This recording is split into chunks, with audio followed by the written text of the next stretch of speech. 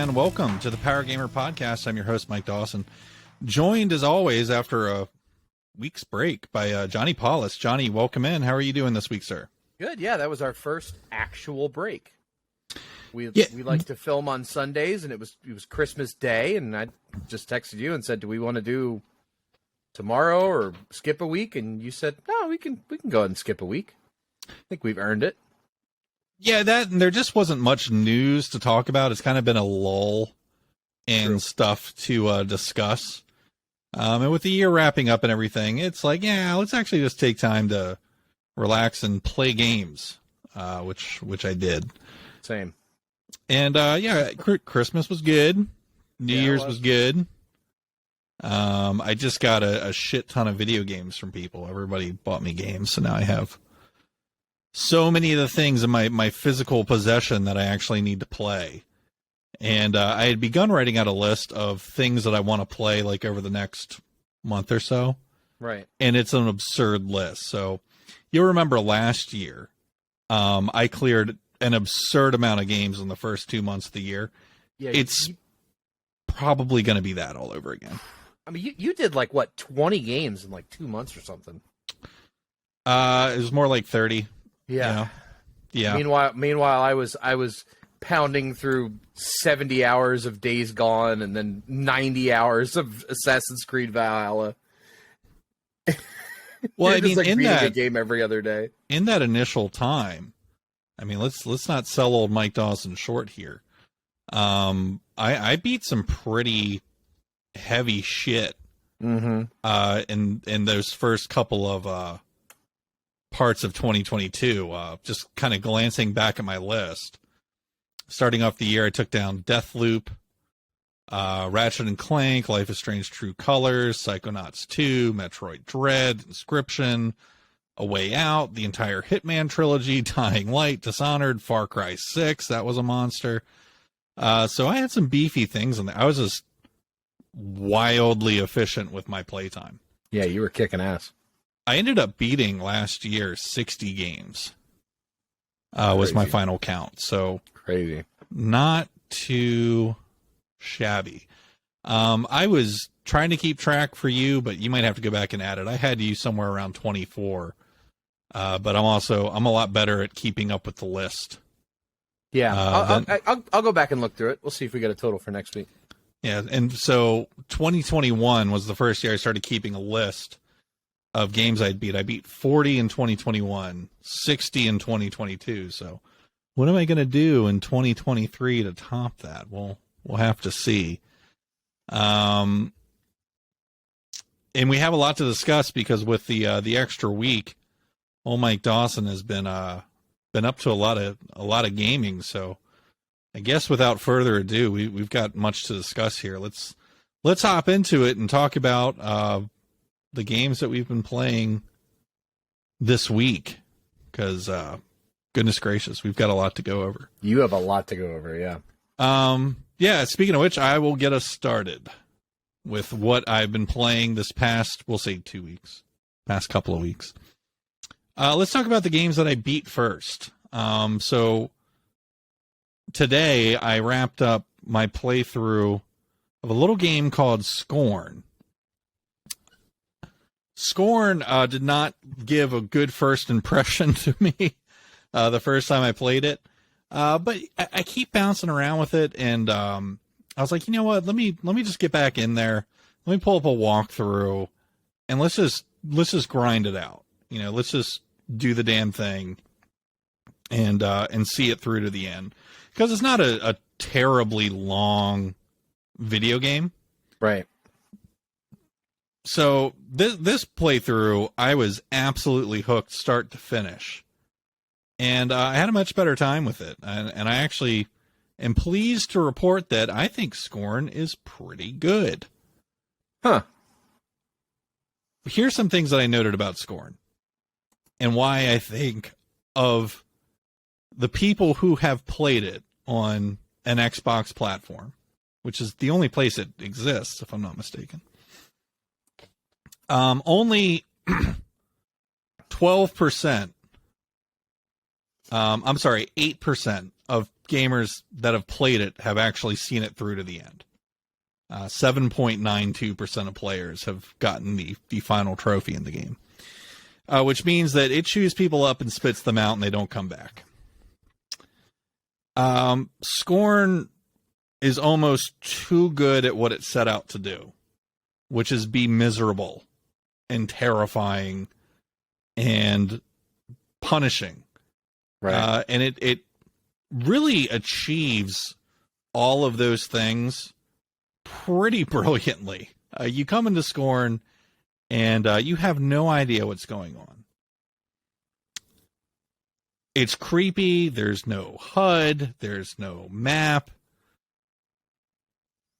The atmosphere is bleak and full of despair. Most people who have played it have gotten probably into the first area where there's a pretty challenging puzzle right off the start where you have to move around like these eggs. Yep. And you do that and you uncover this weird critter of a person. So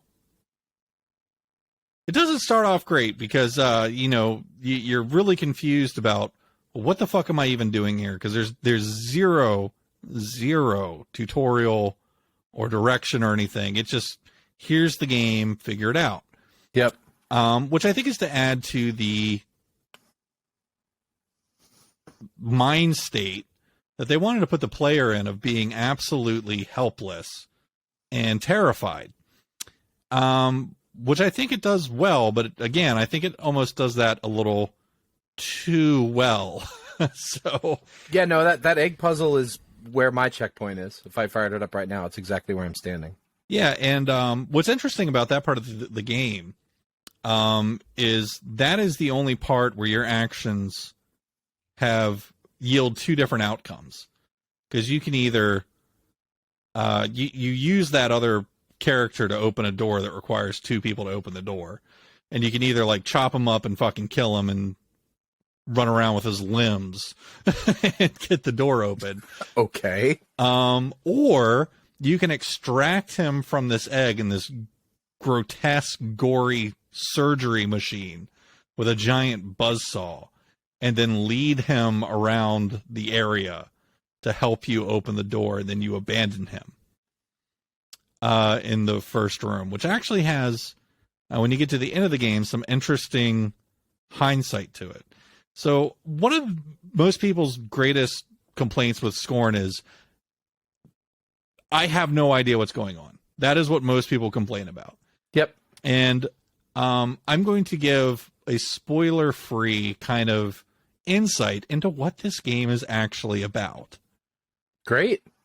So Act 1 is the room with the kid that most people quit on. Act 2 begins after you go through the door and ride an elevator. Scorn, the word itself, means to look down upon, to disrespect. And I think that's important that they chose that wording for the title. The civilization that you are a part of got fucked bad. And it's been attacked by some sort of biological weapon. And that's present through all of the scenery you play in the game until you come to Act 5, which is the first time you get to see the world before it got screwed, which is awesome. Okay. But right at the start of the game in Act 2, so you get out of the first room, then you're in Act 2. Act 1's very short. Your character is infested by basically a full-body parasite. And this creature throughout the game is trying to kill you, but also using you. It makes you stronger in combat, but it's also constantly ripping away at your health at different points of the game. So this being is part of what has destroyed your homeworld. Okay. And so what's happening in Scorn is the civilization that you play as devised a way out. It's sort of a Pyrrhic victory type thing, where they are transplanting themselves into new bodies to escape this thing that has ravaged their homeworld. And that sort of plays out later in the game. So the thing that's on you, your basic goal in this game is to try and get out of this planet, to get out of this world. And all along your way through Scorn, you see piles of dead bodies, other beings from the civilization that were unsuccessful at escaping, all chewed up and fucking mangled. Right. But you also see technology from your civilization that was used to combat the parasites. And most of it is like biological mechs that they can transplant pods into. Okay. Really cool stuff. Like, it's super Geigery. And when you get to the final level, you actually see the end game for how your civilization was trying to get out. A lot of people that made it to the end, which is a surprisingly few amount of people, but critique the game's ending. It's kind of grim, and it never actually just comes out and tells you what's happened. It's a silent game. There's no dialogue that occurs in the entire game. So you have to be paying attention from the time you start to the time that you finish. And you kind of have to put things together through your character's eyes and what you see in the world around you. Got it. And a lot of that isn't really revealed until you get to Act 5. So you basically have to survive hell in order to even get a glimpse at what's going on. So I think that affects a lot of people playing the game. That all being said, the whole game only takes about 6 hours to beat. So it's not a long ride. The combat is rough. It's really brutal, and it sort of heavy-handedly will suggest to you that you shouldn't engage in combat sometimes. But your psyche playing a first-person shooter is to ignore that and try and win in combat. Don't do that in this game. There's some enemies that just fucking run. You don't have to stand and fight. And I think a lot of people get hung up there because there's this one enemy in particular. I call it a charger. None of the enemies have names, but it's like this big fucking thing that charges at you, knocks you on the ground when it hits you. Okay. And from there, you kind of get caught in a loop of you stand up and it just knocks you on the ground again. Fun. But they're really dumb and they're really easy to avoid. And like, again, the game's not telling you what to do. You can sneak. You can play the environment against these things and just walk around them. Right.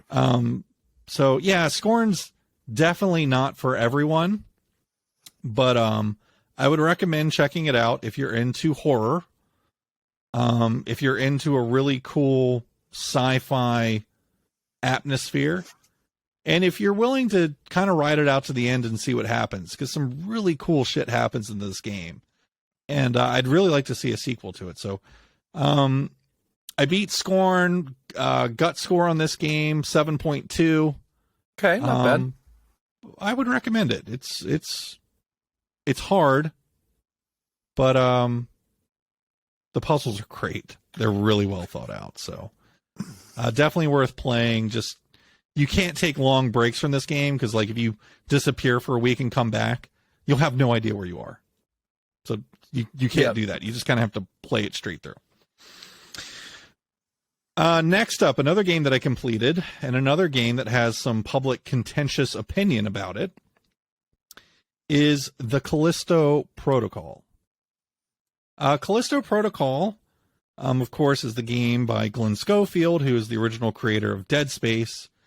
The game borrows a lot from Dead Space, and almost anytime somebody talks about the Callisto Protocol, they also mention Dead Space.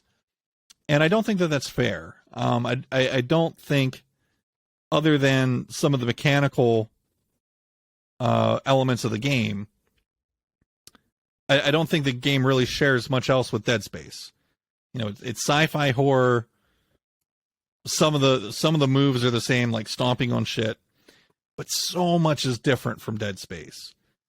Dead Space is a really horror-first kind of game, whereas Callisto Protocol is not. Callisto Protocol has a lot of in-your-face fucking combat that is nails tough and rock solid mechanically. You beat the shit out of things in this game. You're not Wimpy Isaac. You are an absolute fucking fighting machine in Callisto Protocol. And you do not need to be scared of shit. If you've got the mechanics down for how to fight in this game, you can fight. You're no bitch. And that's something that's really different from Callisto Protocol to Dead Space.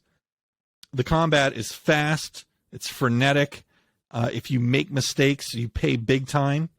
But if you don't, you can fucking run shop around Callisto.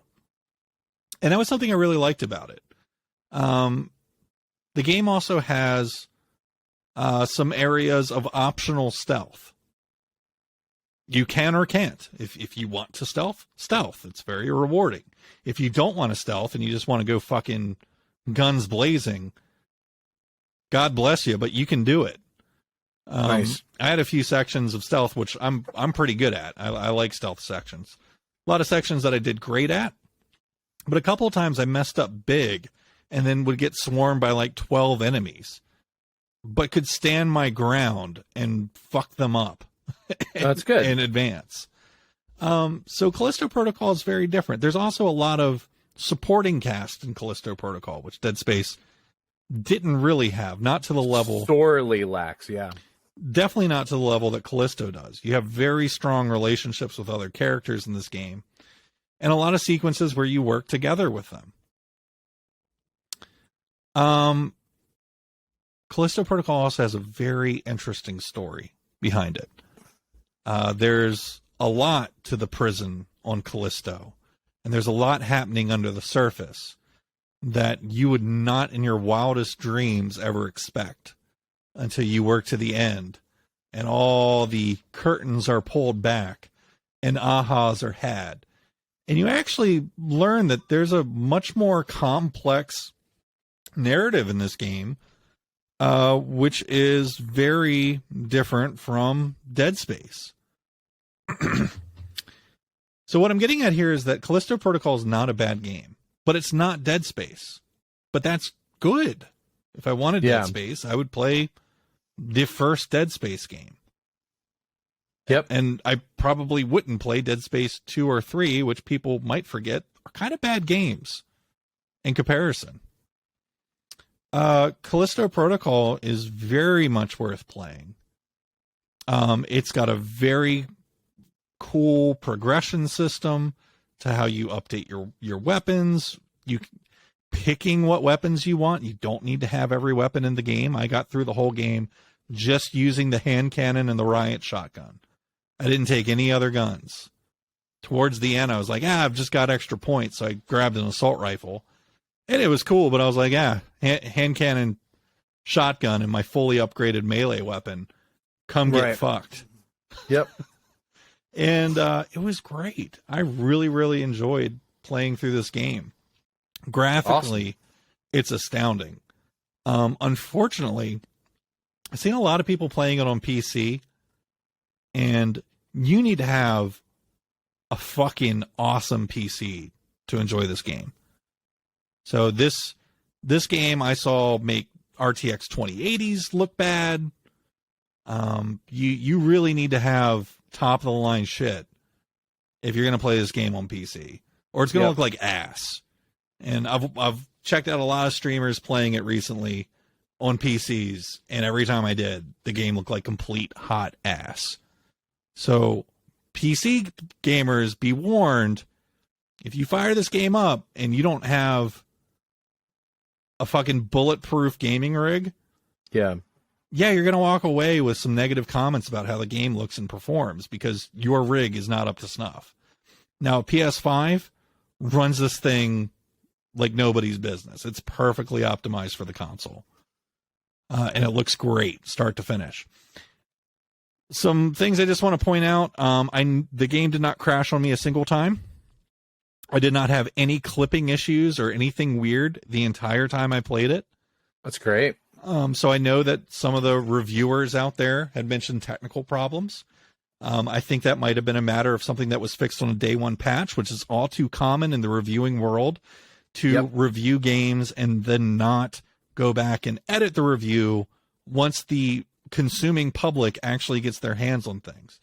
You know, I'm a little confused because it almost feels like certain things, just the whole industry decides to try and fuck. And Callisto Protocol feels like it was a victim of that in the review process. Agreed. I don't get it. It's a really, really fine game. It doesn't overstay its welcome. It's 12 hours. Speedrunner's delight. Once you beat it, you can hop back in. There was a shortage of death animations. Please, I couldn't wait to fucking skip them. And now you can. They actually just came out with a patch where you can skip the death animations. So like that whole story was just, as we talked about previously, it was just nonsense. Callisto Protocol was really good. I think anyone who likes sci-fi, who likes action, who likes horror, should play the game. I gave it an 8.2, which is a really strong score. Negatives on the game: please stop developing next-gen titles for the PS4. For fuck's sake, you can't do it. You have to stop.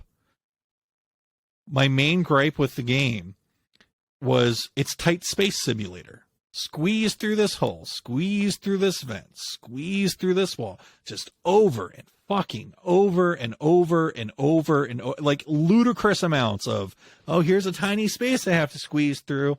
Let's do the Callisto shimmy. Oh, here's another vent. Okay. And it's like every fucking 3 minutes you have to do that. And it's obvious what it is. It's the curtain hiding the loading screen for the PS4. And it's like, either just give them a fucking loading screen or stop developing it for that console. It's really disruptive when you're playing on next-gen hardware to have to keep doing the loading shuffle. It's the Mass Effect elevator. God of War, the old one, did that a bunch. I heard the new one does it a bunch too. It does. And it's so annoying. So it is. But that was really my only gripe with the game. So Callisto Protocol 8.2. That's a very strong score for a game. Sweet. Like that. Gotta play it. So I would say play it. Grab it on sale. Definitely. If you're not, I just wanted to support Glenn Schofield because I love him. I love what he does. So I bought it the second it came out. He even personally wrote me a thank you on Twitter for some kind words I said to him, which was cool. So that's awesome. You couldn't support a nicer person. Other things I've been playing this week. We'll kind of buzz through them. The next thing I played the most is Demon's Souls. I have been all over Demon's Souls. It's the right time. You know, I tried to jump into it right after Elden Ring, and I just needed a From Software breakaboo. Right. And I've had long enough that I've jumped back in it, and oh my God, is this game good. It's so good. It's really easy, too. The boss fights in this game, at least the ones that I've encountered so far, I'm about halfway through the game, have been really simple, especially for the build that I'm running, which is a strength build. I am playing along with a guide because I just want to kind of learn the ropes. There's a lot to learn in these games. There's so much exploration. And I'm like, I need a hand so I can get through this first time. So I'm playing along with a video guide on YouTube, and I'm having a blast doing it. You know, just kind of having your own Sherpa to show you the ropes of a Souls game works really well, and I'm having fun with it. I'm playing like the exact same build as the Sherpa. I even have the same character model, so it's like I've got this buddy to play the game along with. And I'm super enjoying it. So I've got I think I'm at about level 40 now. Half the boss is down. So probably wrap that up this week. But nice. Really enjoying Demon's Souls. That is so well optimized too. I mean, the game just runs perfectly. So much better looking than Elden Ring. I've played a tiny bit of it on PS5, and it looks outstanding. That would be a good one to go back into now that you're an Elden Ring veteran. Mm-hmm. I would suggest doing it the same way. Do it with a guide. But man, you'll really like it because it's got a much better story and it's a lot more point A to point B than fucking Elden Ring was. I think you'll really like it. Of my big stack of Christmas games, the stack of Christmas games that I got was basically the entire Square Enix backlog from 2022, which means I have no life.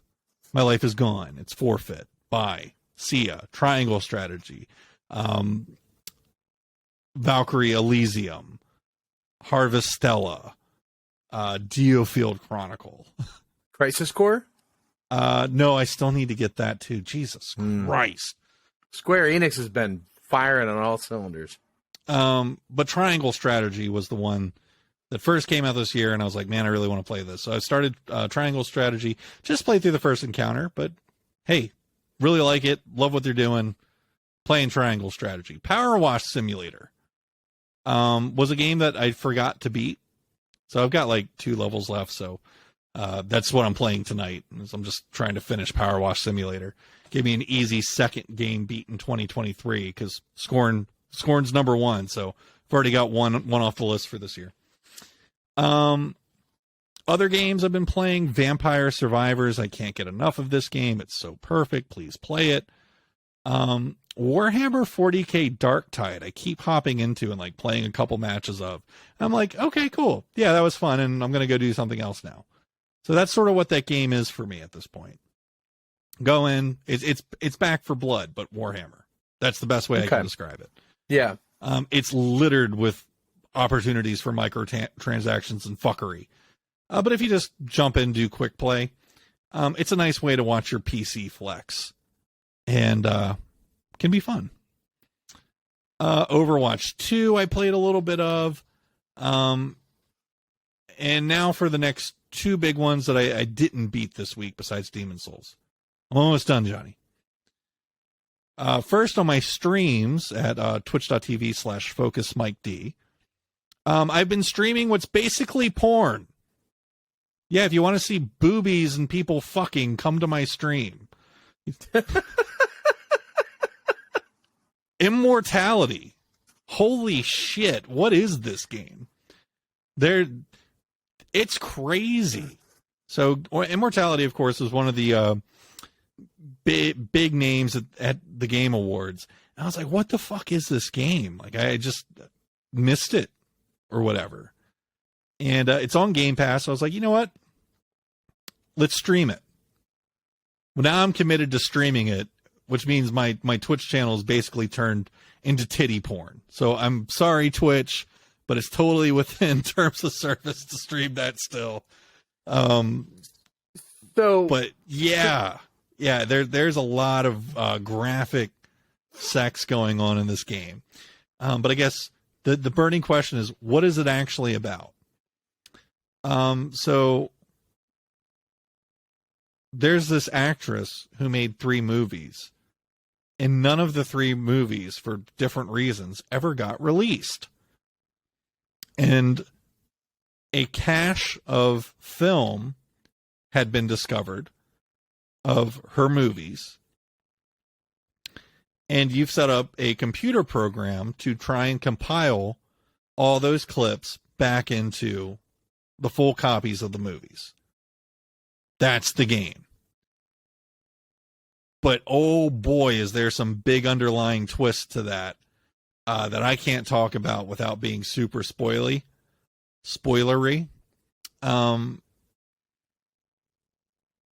But it's pretty wild what's going on in this game. And basically the gameplay element of it is you are clicking on different things within the film that recalls a new clip. So maybe it's one of the actresses' face or something she's holding or one of the other actors, or maybe it's the guy doing the take one thing. And it'll bring up another scene that has a shared element from the thing that you clicked on. And that's how you keep adding new clips. But it'll bounce around all three movies.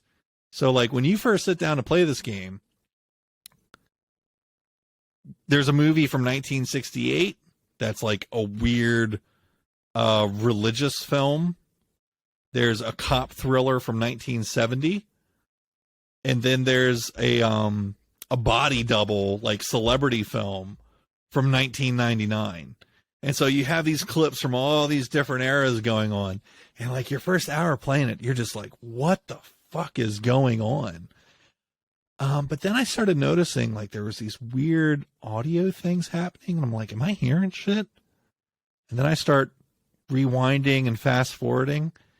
And there was, like, clips hidden within the clips of, like, weird things that weren't based in this world.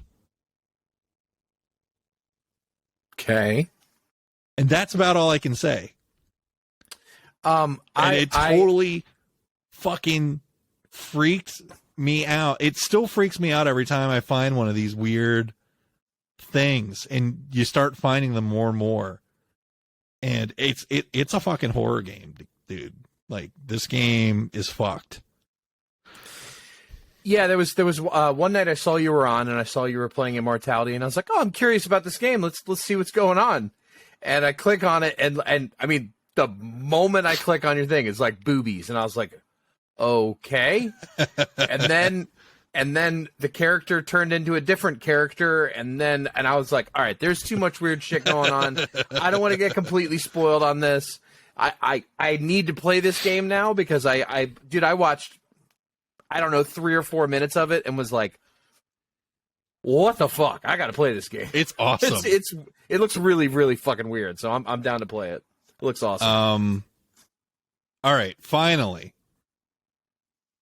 ladies and gentlemen, I have entered the world of Star Citizen. That's right. The game that's been in development for a third of my life and is still in alpha.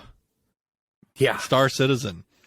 Star Citizen's in a very good place right now.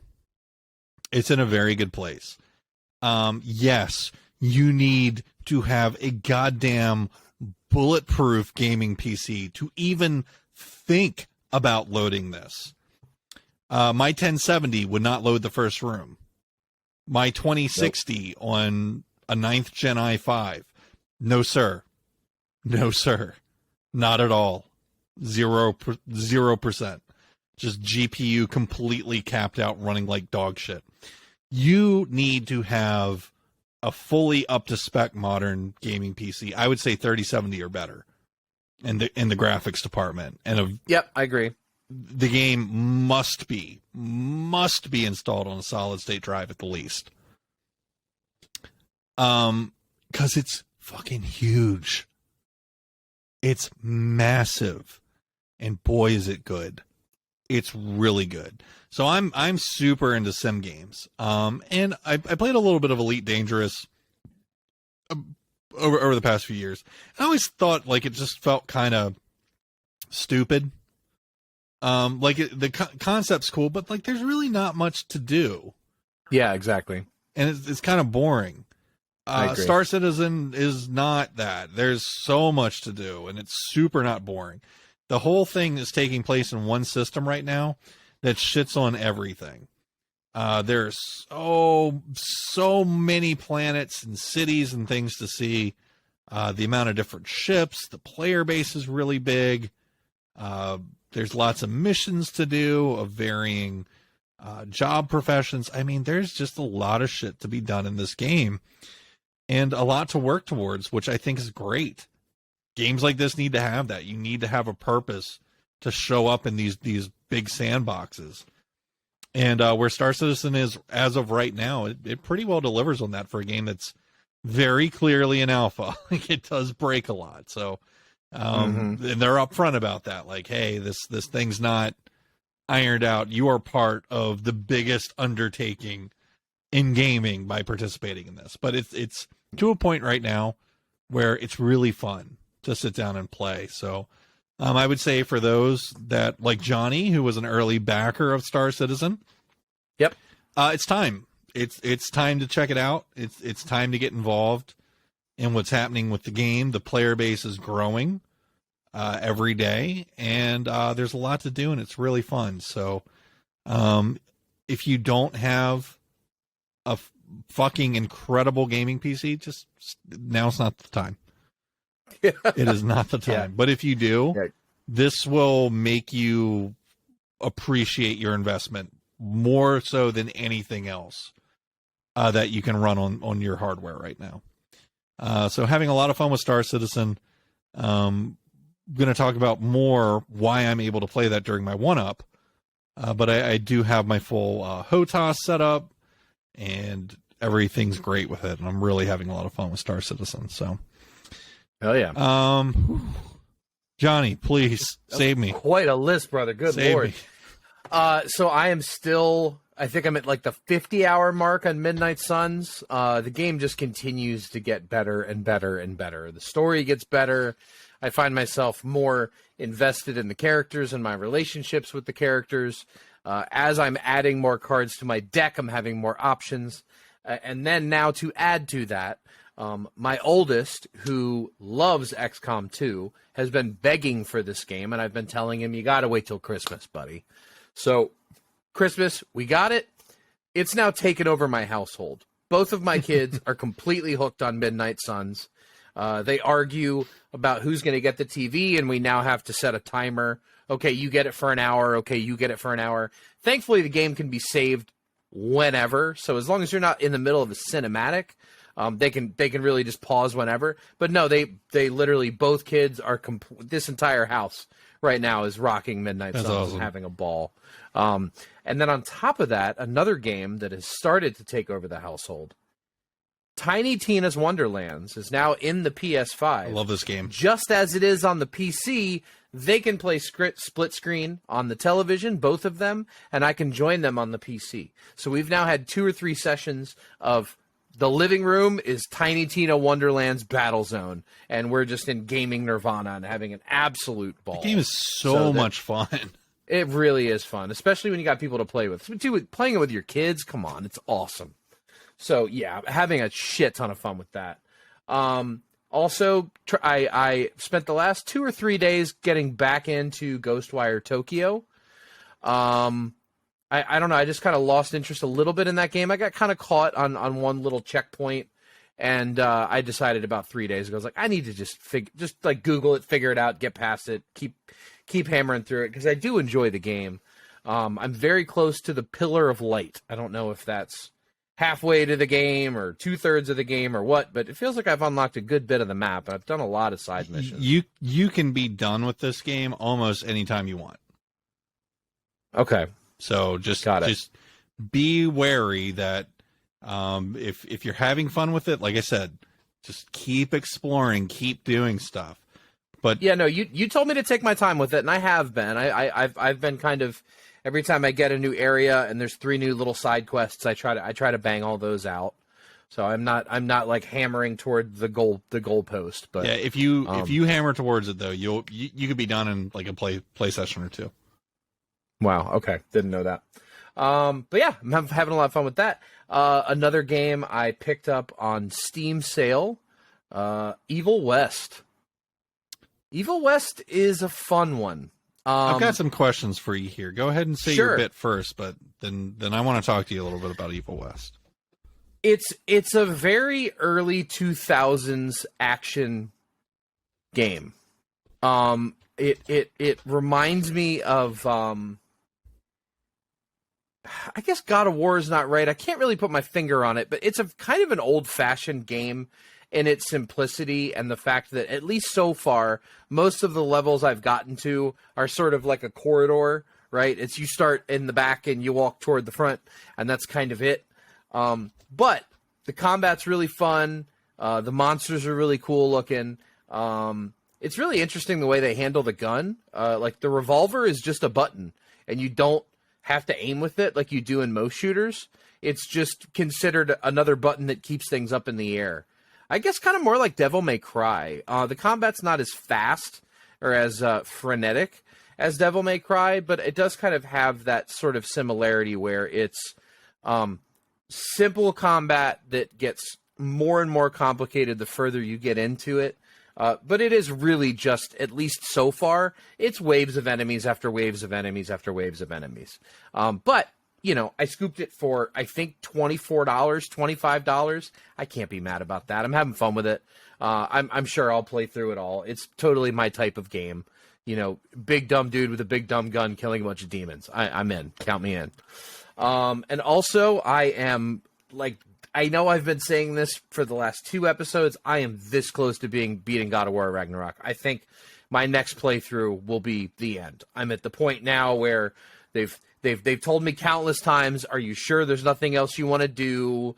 And you know, we're rallying the troops for the big end, and that's it's going to happen. I'm absolutely going to beat it this week. This is going to be my choice for Game of the Year. I know I haven't beaten it yet, but it's going to be my number one for 2022 without question. It's better than the last one in every way, and I can't even believe that those are words that I'm saying because the last one was so fucking good, but this one's even better. So Evil West. Yeah, ask away. How far into the game are you? 2 hours? 2 maybe? hours. Not far. Okay. Just curious, because I know that's also a pretty short game. It's like a 10 to 12 hour kind of thing. That wouldn't be a bad one. I know you've been streaming Marvel Snap a lot lately, but if you were to not be streaming Marvel Snap, that'd be a quick and easy one to knock out in a couple nights on stream. So just thought I'd throw that one out there. That's a good one. It's gonna be Snap pretty heavy for the next week or two because this season is ending and Zabu comes out tomorrow. Nice, yeah, and I made it to. I'm a little behind you. I made it to level 72 so far. Yep. Yeah. So I just haven't played as much, but well, they're closing the gates tonight, so I'm gonna do a stream tonight. I'm gonna try to see if I can get back to 80 before the season ends. I'm at 75, I think 75, 76. Okay. I got as high as like 82 or 83, but I've been in a fucking downward spiral for 2 days and just slowly losing. Well, now we have to deal with fucking Gamma Lab. So correct, Gamma Lab has really put a fucking plug in the works. Sucks. All right, so that wraps up what we've been playing this week. Next up. We have wrapped up another year of our existence on this planet. So I just wanted to do a quick pick 3 and then go through some of the upcoming games coming out this month. So our pick 3 for our first episode back from our mini sabbatical. It's a fairly obvious one. 2023, what game releases are we most excited for? I'm surprised that we didn't cross streams here. We would have had I not seen your list first. 2 of yours would have been on mine, but that's okay. Well, that's fair. If you've got 2 you want to just punt from yours, and then we can queue a little bit longer, that's fine. But no, it's fine. We're good. I'm happy with my list. Without further ado, what games are we most excited for in 2023? I'll get us started here. Resident Evil 4 Remake, I am very excited for. That's coming out this year for sure. Having just recently played through Resident Evil 4 on the GameCube, I cannot wait to be able to move and shoot in this game. And everything that I've seen from the trailers and gameplay reveals of Resident Evil 4 Remake, this looks the most authentic to the original experience of the remake games that we've seen so far. So, very excited for Resident Evil 4 Remake. No surprises that a Resident Evil release is to the top of my list for anyone. Facts. But yeah, Resident Evil 4 Remake, I cannot wait for that. Johnny? My first one is probably the most anticipated game overall through the whole gaming community. Past 3 years. Past 3 years. Legend of Zelda, Tears of the Kingdom. I feel a good bit stronger about Breath of the Wild than you do, Mike. I think it's the best Zelda game by far. I don't even think it's close. I think Zelda Breath of the Wild is arguably one of the best open world games ever made. I'll agree with that. It's a fucking masterpiece. And the fact that we're actually getting something we don't get very often, an actual Zelda sequel. It's a real sequel. It's not going to be a boy Link who wakes up and is told he's the chosen one and has to go find all his shit again. We're getting an actual sequel. So I'm sure they're going to have some mechanic where you're going to have to level up and get your stuff and yada, yada, yada. They always do. It's Nintendo. Samus always gets her suit depowered at the beginning of every game. So I'm sure there will be something like that. But regardless, I am extremely excited for Tears of the Kingdom, and I want to learn more about the lore of Hyrule, and I think this game's going to give us a lot of that. Yeah, I'm excited for Tears of the Kingdom as well. Although I will agree with what you said about it being the first game being one of the best open world games of all time. I will disagree with you on 2 points. One is a factual disagreement that this is an actual sequel to Zelda. This has happened before. It's happened once before, right? Which one are you thinking of, sir? There was a Game Boy Advance sequel. No, so the only real sequel that exists in Zelda is between A Link to the Past and A Link Between Worlds. So the SNES game does have a direct sequel on the 3DS.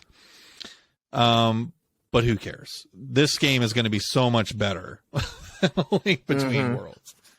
I'll still argue to my grave that Ocarina of Time is the best Zelda game of all time. But Breath of the Wild is fucking phenomenal. It is damn well near perfect video game that I absolutely love, and I cannot wait for a sequel that just kind of maybe takes what happened in Breath of the Wild and takes it to the next level, because that's what we need. There's a lot of room for improvement in Breath of the Wild. Although at the time that it came out back in 2017 on the Wii fucking U, it was brilliant. It's still brilliant. It holds up so well. I mean, this is a game that you can pull up and play, and it makes your Switch look like a goddamn machine because it was designed for the Wii fucking U. Or you can play it on Wii U, which I did, and it's great. It's perfectly optimized for that system and gets every ounce of performance out of that hardware humanly possible. Or you can go all in and you can do the ray tracing fucking pimped out version on PC. Yeah, you can. Which just looks astounding. So there's a lot of great ways to enjoy Breath of the Wild if you haven't enjoyed it yet, and you have time to do it if you haven't done it yet before Tears of the Kingdom. If you are a video game player, not just enthusiast or whatever, if you just play video games and you have not played Breath of the Wild, go play it. It doesn't matter who you are. And there's not a lot of games that exist like that, where it just straight up doesn't matter what you're into or anything. This is a game that you need to play. And the sequel's coming out soon. So get on it if you haven't done it yet. This is going to be... It's easily one of the most anticipated games of the year, if not all time. This is going to be an all-decade game or maybe an all-lifetime game. We absolutely cannot wait for it. So Tears of the Kingdom is going to take over our world when it releases. Holy shit, and it's coming soon. It really is. Next up for me... I know we both had a lot to say on Tears. Jesus. Forspoken, which comes out this month. Yes. I think a lot of people are sleeping on this game. It's going to be great. It's going to be really great. I agree. I didn't personally play through the demo because I just don't like playing demos. I don't like the spoiler aspect of it. But the balls it takes... Nobody does this anymore. Nobody goes, here's a demo of this game coming out. Check it out. Other than really, Square Enix, who is the publisher of this game, are the only people that still do that. You know, they did it with Triangle Strategy. I think they did with Octopath Traveler, and like your progress would carry over into the actual games there. But then they do it with a fucking AAA Sony game, and it's like, god damn. In a brand new franchise, no less, too. This game is not gonna suck. This game's gonna be really good. And I love new IP.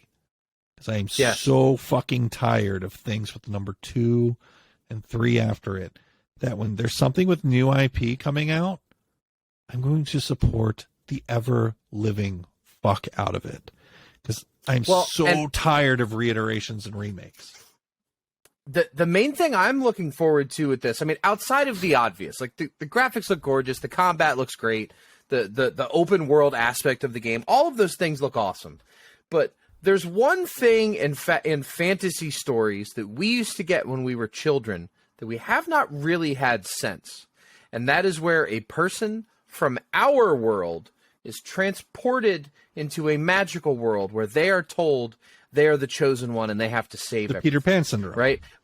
The Peter Pan syndrome, never-ending story, Labyrinth. You know, we grew up on those stories. So as soon as I saw the trailer, I the first trailer, I was like, holy shit, they're never-ending storying. This is awesome.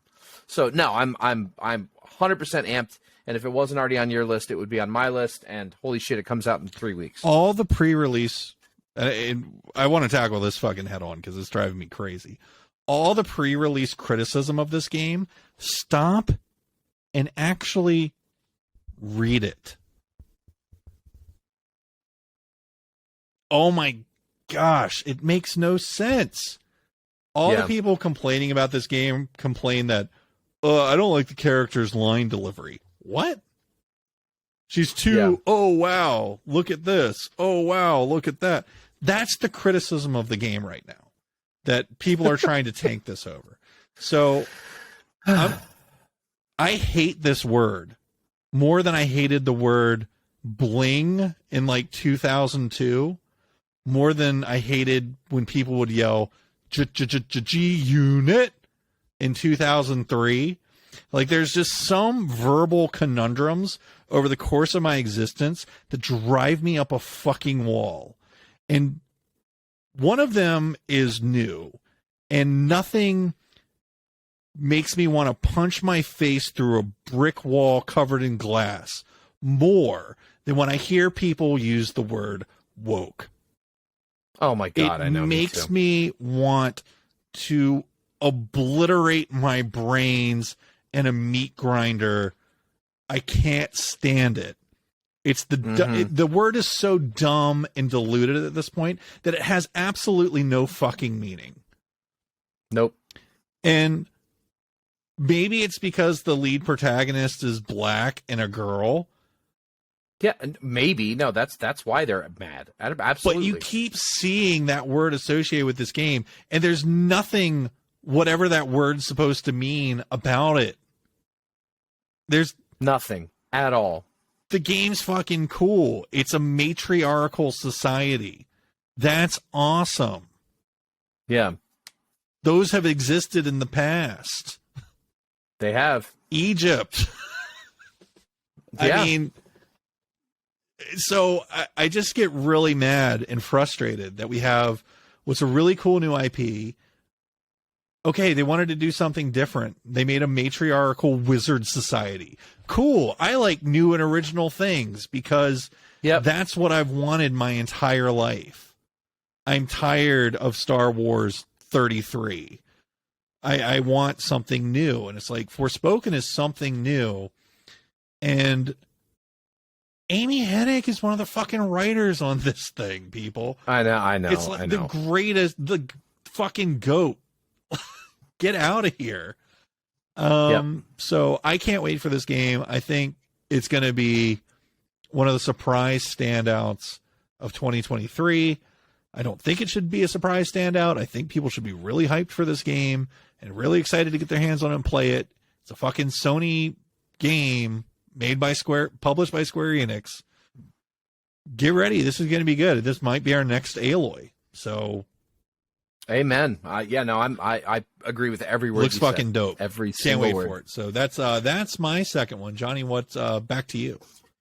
My next game is one that's been in development for a while. It's been in early access for over a year. It was supposed to be released in full by 2022. That didn't happen, but it's definitely going to happen in 2023, and that is Baldur's Gate 3. Now, any old PC gamer around my age is familiar with the Baldur's Gate series. They were the first, or arguably one of the first, really in-depth, really heavy-duty RPG games where you could go buy the cardboard box that had the discs in it, take it home, and have a game that you could play for 6 months. But, oh wait, on that box requires DVD drive.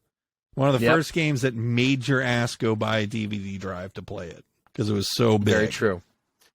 So, but the Baldur's Gate series has been forgotten about for, I don't know, 15, 20 years. It's been a long time. Very, very long time. And so what happened was Larian Studios made Divinity Original Sin and Divinity Original Sin 2. Anybody who's listened to the podcast from the beginning knows that I think it is one of the top 5 greatest RPGs ever made. And it was such a good RPG that Wizards of the Coast, the company that owns Dungeons & Dragons, went, hey, Larian Studios, how would you like to do Baldur's Gate 3? Here's the keys to the Dungeons & Dragons universe. You must stick to the source book, the source material. Here's the mythos and the canon of the universe. You must create a world within that. But that's what they're doing. This is a full-blown, actual Dungeons & Dragons, just awesome, turn-based, tactical RPG, where it's also going to support split screen as well, which I've talked about it, that Divinity Original Sin 2 split screen on the TV with me and my wife was one of the best gaming experiences I've ever had. We had so much fun playing that. So once Baldur's Gate 3 is officially released, right now you can buy into the early access and you get, I think it's still just the first act of the game, which is about 30, 40 hours. It's not the full game. I've played maybe 8 hours until I decided, you know what? I'm going to wait until it's done. I want the full, I don't want to mess with the beta. I don't want to see what's behind the curtain. They have my money. I've showed my support, but now I'm going to wait till it's actually completed. So, but that's going to happen this year, and I'm very, very excited for it. Can't wait. Starfield. Yep. Starfield. This also would have been on my list. I cannot wait for Starfield. Starfield was supposed to happen last year, but it didn't. So it's definitely happening this year. It looks awesome. I know we talked a little bit earlier about Star Citizen. And Starfield's not to that scope. But Starfield is a huge game. Really, really big. Something that doesn't take 20 years to make. So I can't wait to play it and check out this universe that they have. For those unaware, this is the people that made the Elder Scrolls and Fallout 3. It's them, but they're making a space RPG. And guess what else it is? New IP. IP. So Starfield is going to be a Microsoft exclusive. They, of course, bought Bethesda Softworks in part of their large deal a couple years ago, where they acquired ZeniMax Media.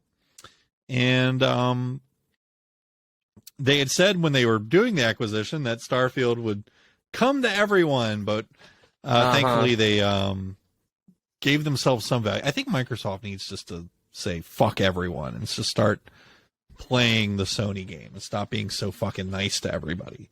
And have some goddamn exclusives. So Starfield is one of them. That is 100% the second that comes out. I will buy it and play it until it is done.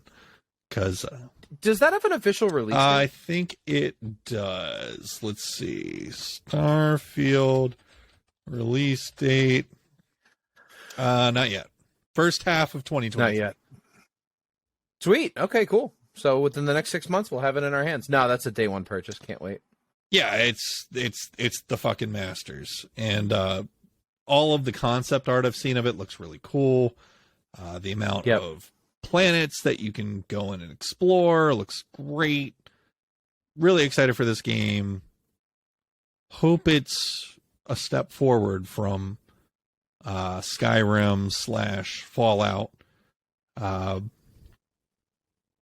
Yeah, agreed. But even if it's not, it'll still be great. So who cares? Yeah, agreed. Yeah, totally. I mean, that's, you know what, we can rip on the Elder Scrolls and Fallout games for being the glitchy messes that they are, the cheesy NPCs that are there. But you know what, the games are still awesome. They still fucking hold up. You can still play Oblivion in 2023 and have a great time. Dude, my 11-year-old is so sucked into Skyrim right now. He did the whole vampire storyline. Now he's working on the werewolf storyline. I mean, he is in it, dude. My 11-year-old is like fucking living, breathing, shitting Skyrim right now. So the games still hold up. Please get him into Oblivion. Yeah. And then my third game, us gamers have had a very limited success with licensed video games. I think we all had that memory. More so of late, but I mean, I just remember growing up, like seeing the Beetlejuice game or the Back to the Future game or whatever, and you're like, oh my god, Mom, Dad, I have to have this game. And 9 times out of 10, they were pretty bad.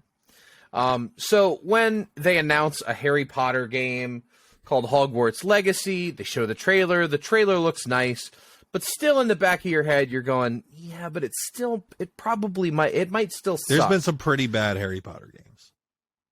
And then there has been. And then they released the next trailer, and that voice starts getting a little quieter. And then they release the next trailer, and that voice gets, and that now at this point with the shit they've showed with this game, I'm out of doubts anymore. I think this game is going to be awesome. I haven't seen a single second of anything from this game where I'm like, that looks a little janky. Like, no, it looks very tightly tuned. It looks like there's a lot to do. And I'm not even like that big into Harry Potter. Like, I enjoy the movies. They're okay. But like, it's not, it's not Lord of the Rings. It's not Star Wars. Like, I dig it, but it's not my shit. But dude, that game looks incredible. That's a day one purchase. That is the actual number one most anticipated game on Steam. That is the most wish listed item on Steam. Wow. Is Hogwarts Legacy. Well, and the thing that sucks is I'm gonna have to buy it twice. That doesn't suck. That's awesome. I'm going to have to buy it twice. I'm in the same boat. Amy has to have it. I'm gonna have to have it on my PC, and they're gonna have to have it on the console, and it's gonna be a day one purchase for both. Yeah, But my only caveat to her about it was, let it release, let the initial reviews come out, and before we pad their pockets with all this cash, let's just make sure that a working product has been delivered. So I would recommend everyone else do the same. Always pump your brakes. There's no need to pre-order if you're going to buy digital. And there's no need to pre-order if you want it physical either, because nobody fucking buys. Who are you going to be competing with? Me standing in line? Well, I mean, that's actually a really good point. I know I've said day one purchase 158 times on this show, but I want everybody to know that doesn't mean that I've pre-ordered it before it comes out. No, I wait till the reviews come out. I don't care what the fuck game it is. I really don't. I wait until I can read a couple reviews and just make sure it's not a huge steaming pile of shit. If it's a game that I'm like, it's let's say it's a franchise I really care about and it's getting like okay reviews, yeah, I'm still gonna buy it. Yeah.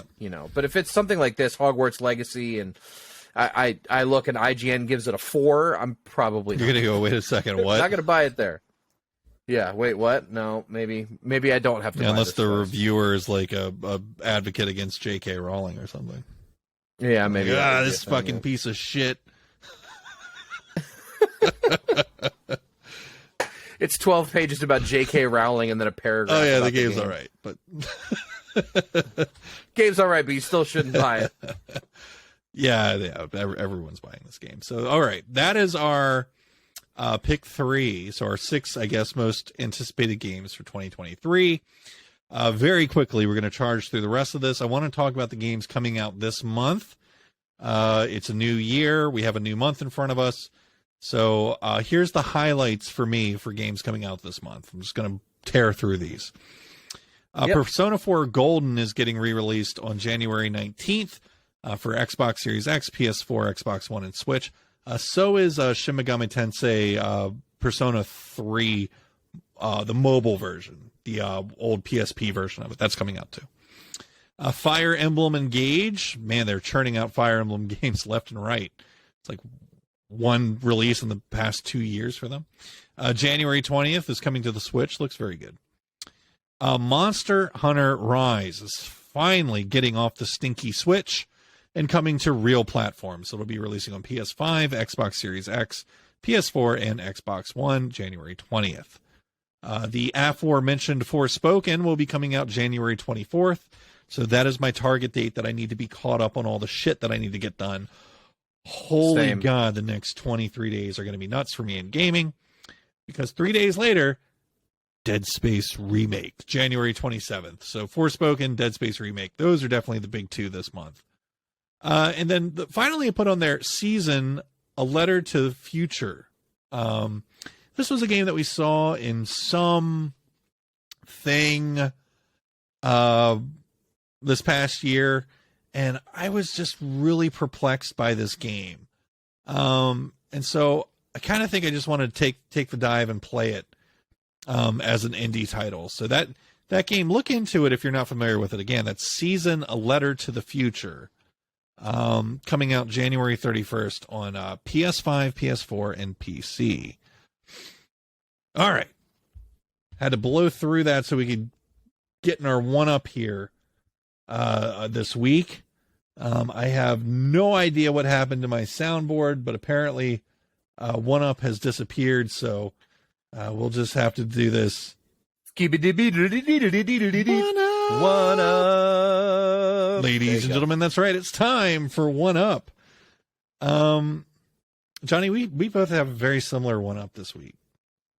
We do. Yours is impressive, no doubt.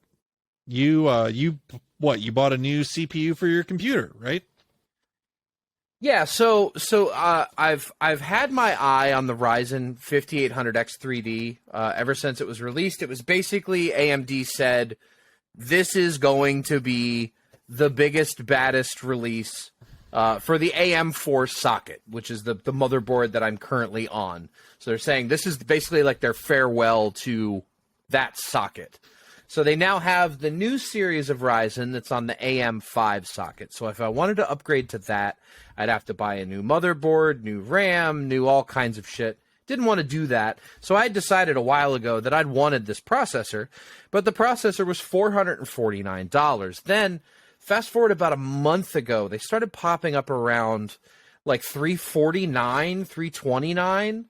And then literally the day that I got my Christmas bonus, I get a price notification that AntOnline.com has the Ryzen 5800X 3D for $299. Booyah. And I said, done. Give me my shit. I ran several benchmarks before I put it in. And literally the only thing I changed on the computer was took out the 3700 and put in the 5800. Over 30% increase in most games. Crazy, crazy, crazy upgrade. So really pumped. But not quite the upgrade that Mr. Mike Dawson has experienced this past week and a half. So I've had bouts in the past of being a hardcore PC gamer. PC gaming was largely responsible for me missing the entire PS2 generation as it was happening, because I was just playing on PC during those days. Great time to be a PC gamer. I decided to take the plunge again because I really wanted to play Star Citizen, and none of my computers could fucking even load that shit. So I went out and bought from iBuyPower.com. They had this screaming deal on a monster. It's an AMD 7700X, so that's the new socket. With an RTX 3080 32 gigabytes of DDR5 5600 RAM. And I got this whole machine for under $2K. Yeah, that's crazy. It's a goddamn monster. Yeah, that's crazy. And it slaps the shit off of anything you throw at it. So this computer will last me over 10 years. Because it's the brand new socket for AMD. So I'll be able to do upgrades all throughout this decade on that motherboard. The only thing I might have to change out at some point is a little refresh on the graphics card years down the line. Yeah. Yep, I agree. So we're set. So I got a really badass gaming PC, and Scorn was actually the first game that I beat on it. So I played Scorn on it because obviously my PC is going to blow the fucking barn doors off an Xbox Series X and what it can do. And boy, did it. Yep. I bet it did. It did. So, and I also got a nice new 27-inch monitor that refreshes at 165.